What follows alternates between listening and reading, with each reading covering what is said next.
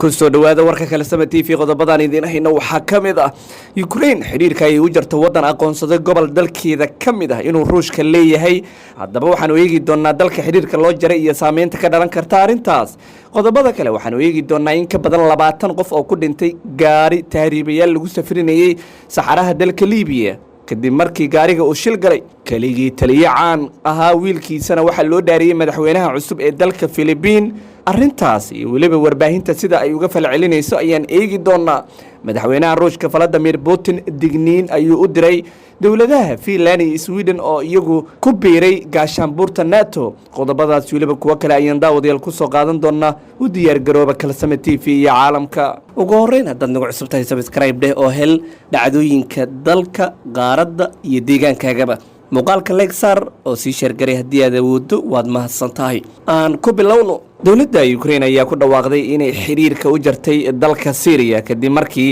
ay sheegtay in ay ku xadgudbeen madax banaanida dalka Ukraine madaxweynaha wadanka Ukraine Volodymyr Zelensky ayaa sheegay in gabi ahaan xiriirka ay u jareen dawladda Syria iyo waliba dalka madaxda hogaamisa kadib markii ay aqoonsadeen madax banaanida laba gobol oo Ruushka uu sheegto in uu bariga Ukraine kala wareegay waana gobolada Donetsk iyo Luhansk waxaana ay Ukraine sheegtay in ay xadgudub ku tahay arrintan isla markaana Syria ay ku fududaatay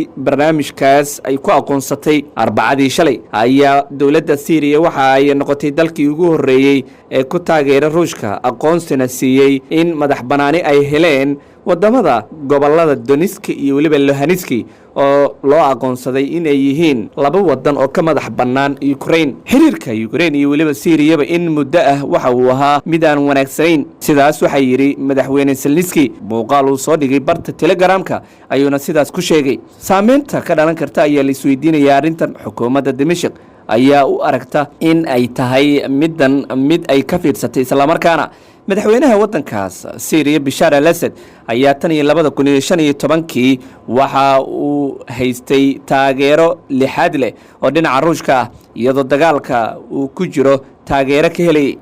sidaas oo kale Syria hore waxa xiriirka ugu jaray wadanka Georgia iyadoo oo ay taasi ugu wacneyd baa la yiri kadib markii ay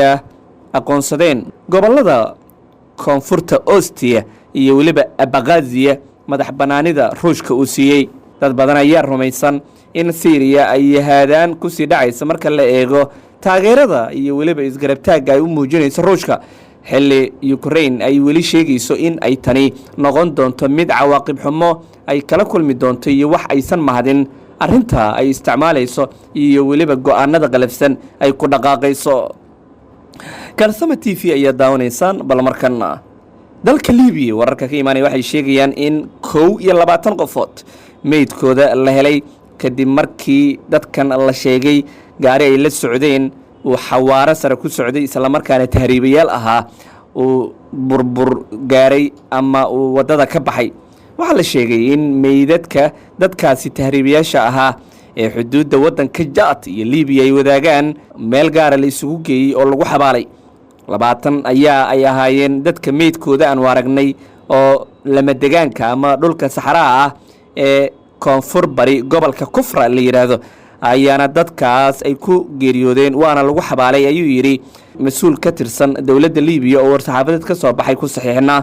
gaariga ayaa la sheegay in uu xadka dalka Jaad uu la wadaagay Liibiya 120 kilomitir meel u jirta uu marayay xilli ay dadkaasi ahaayeen tahriibayaal la doonayay in makifaha loo dhiibo muuqaal la soo geliyay barta Facebook ayaa laga arki karay meydadka dadkaas oo iyagu yaala carrada lama deegaanka isla markaana bac madow la geliyay iyada oo ciidamada ammaanka ee xuduudda ilaaliya markii dambe ay dadkaas meel gaara ku xabaaleen sargaal ka tirsan qaybta iscaafka ama gurmadka degdega ee gobolka Kufra oo lagu magacaabo Ibrahim Belhassan ayaa wakaaladda wararka ee Reuters qadka telefoonka ugu sheegay dhacdadan in ay ahayd mid 13 bishan June ka dhacday gobolkaasi Liibiya ayaa ka mid ah marinada ugu badan ee dadka tahriibayaasha ay ka gudbaan xilli ay dadkaasi doonaan inay tagaan wadanka Talyaaniga iyagoo dhib badan mara 14 maalmood ka hor ayaana ay ahayd dhacdadaas mid laga soo tabiyey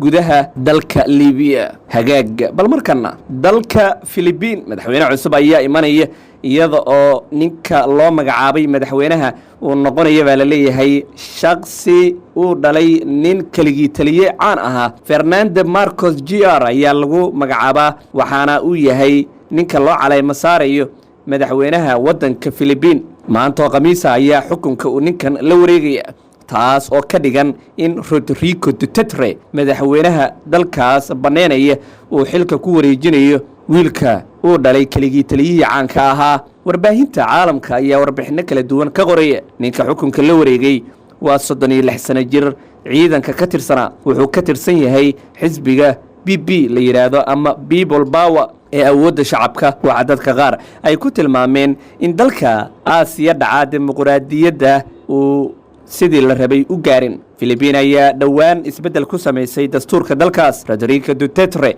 ayaa gabadhiisa dhowaan waxa uu u caleemo saartay inay u noqoto madaxweyne ku-xigeenka dalkaas. ninkan madaxweynaha cusub ka noqonaya dalka Filibiin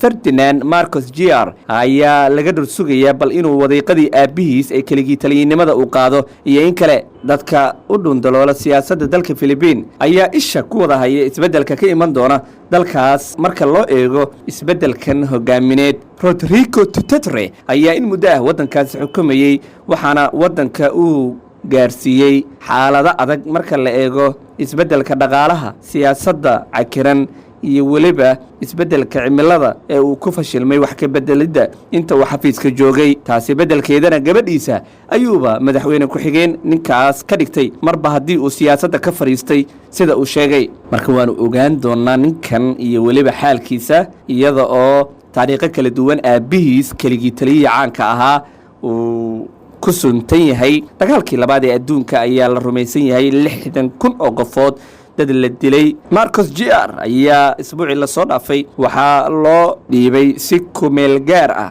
xukunka dalka. Sara Duterte ayaana noqonaysa madaxweyne ku-xigeenka dalkaas iyadoo aabaheed uu siyaasadda gebi ahaanba sidaas uga baxayo oo korjoogta hadda kadib uu ku noqon doono. waa tahay gabagabada ayaan soo gaarnay daawadayaal. warbaahinta Kalasame TV ayaad nagala socotaan. qodobka ugu dambeeya ayaan eegaynaa. madaxweynaha ruushka Vladimir Putin ayaa waxa uu markii ugu horeysay ka hadlay kubiiritaanka wadamada Sweden iyo Finland gaashaanbuurta NATO. madaxweynaha Mareykanka Joe Biden ayaa soo dhaweeyay in labada dowladood ay ka mid noqdaan go'aanka ugu dambeeyana la siiyo ka mid noqoshada isbahaysiga NATO. hase haatee madaxweynaha ruushka Vladimir Putin ayaa waxa uu ruushka sheegay in ay wax macnaa u sameeyeen digniin ayuusa u diray wadamada NATO in ciidamadooda aysan ka mid dhigin Finland iyo Sweden meelaha ay tagayaan. sibaa la yiri Mareykanka aanu weerar kaga fulin waddankaasi ama labada dowladood. ra'iisul wasaaraha waddanka Sweden gabadha la yiraahdo Anderson iyo weliba madaxweynaha Finland Niinisto ayaa labaduba u arka guul la gaaray marka loo eego in ay ka mid noqdeen gaashaanbuurta NATO. 71% waxa ay ahayd in muddo ah waxaan ku haminaynay, waxaana ugu dambeyn ay noqdeen labada dowladood ee Finland iyo Sweden mid hadda kadib helaya taageero gaashaanbuurta NATO haddii ay u baahdaan caawinaad military marka loo eego in aan lagu soo xadgudbi karin wadamadooda. dadka qaar ayaa rumaysan in ay tani noqon karto